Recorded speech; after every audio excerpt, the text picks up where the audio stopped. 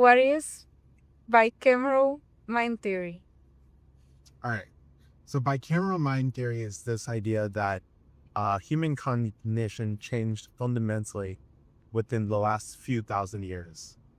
Before this, human minds were much different. So pretty much there's a need for an inner voice, a reflection on self-thinking, and for people to understand that they have a self, a personal idea, a personal way of expressing themselves. People were meta aware and aware of thinking about thinking. Before this, people had a sense of personal gods. You know, there were command hallucinations to do whatever they needed to do. There was no separation between the internal voice and the external voice. Why is this important? So it explains the idea of certain aspects of the Old Testament being much more extreme than even parts in the New Testament. But uh, this has nothing to do with the fundamental voice of God or how God behaves, but everything to do with how we perceive Him. Uh, People had stronger sense of command, so leaders were much more powerful. Leaders could order people to do things, and they will consider it divine and sacred. Uh, the fundamental attitude of humans were different. You kind of hear this when so kids have talks with their imaginary friends when they're little, and parents discourage this. Imagine if they didn't discourage it. That is what would happen if we had a sense of bicameral mind. So whether it could return or whether it couldn't return doesn't matter.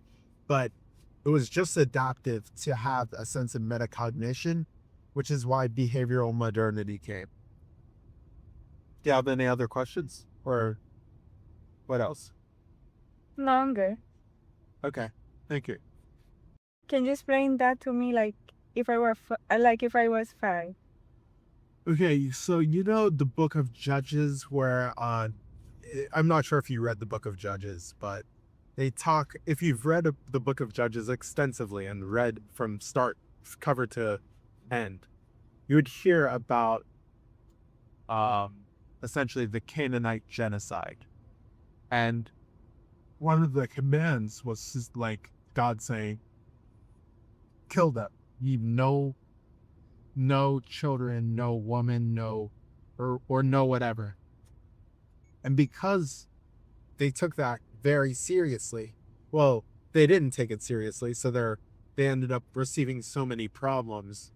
But they took that so seriously that it was like an internal command. Like it was like there's no different. It was like God was telling you to do it. And then like there's aspects of like certain parts of the Bible where people it's not just the Bible, but it's also other texts like the Iliad, where people have a sense of not even being able to control themselves, but being like possessed by God or by another spirit.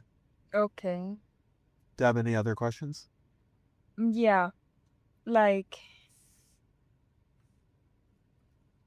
so if God told them to kill, so they will definitely do it, or Well, it depends how obedient they are to the voices. okay.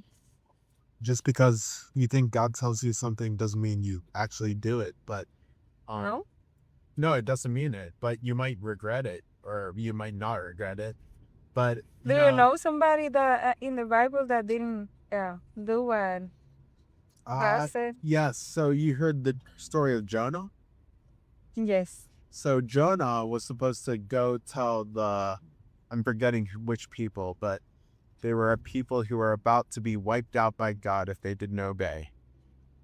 Jonah was about to tell these people that these people were pretty much going to hell or going to be destroyed if they didn't change their ways. But he didn't do it. So he got in huge trouble. Like he got on a ship to another land, and where do we turn? Right? Okay. He got on a ship to another land, and as he was in the ship, tradition says he was swallowed by a fish, or a whale or something like that.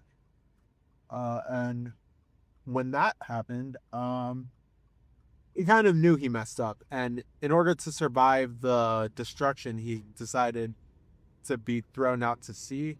The whale, God sent a whale to rescue him, and 3 days later, he was back on his trip to Nineveh, actually. So, that's an interesting story. But he didn't listen to God or whatever, whoever told him to do it, or himself, or, well, tradition says it's God, so let's say it's God. He didn't listen to that, so he got in trouble. What? Okay. All right. Continue. Yes. Any other questions? So to finish, can you do a resume of everything you said? A repeat? No, like a resume. What, like explaining a short explainer? Like, Summary? yeah, summary. Okay. So essentially, bicameral mind theory is just the idea that people used to be much more have more auditory hallucinations or mental hallucinations that were God's telling them to do something. Because of that, society was much different, and the way people perceive reality was much different than it is now. So do you think, just to finish, my last question, do you think that people in the 1900s, were they actually having, No, not 1900s. This is maybe like 2000 BC. but do you think they were actually having the hallucinations? Like Helena White and Well, so how do you describe this? If everyone's hallucinating, no one's hallucinating. so the story is that she got stoned, somebody like a kid or something hit her, and then she started to see stuff. And when? that's how that When? in the 1900s. Who? Elena White. I don't remember this story. She's the founder of Adventist. Yeah, I mean, religious figures and mystics tend to have a more religious view after either something happens to them or they were born like that. So that's generally how it goes. Okay. So, Any other questions? no. So, thank you so much. All right, goodbye.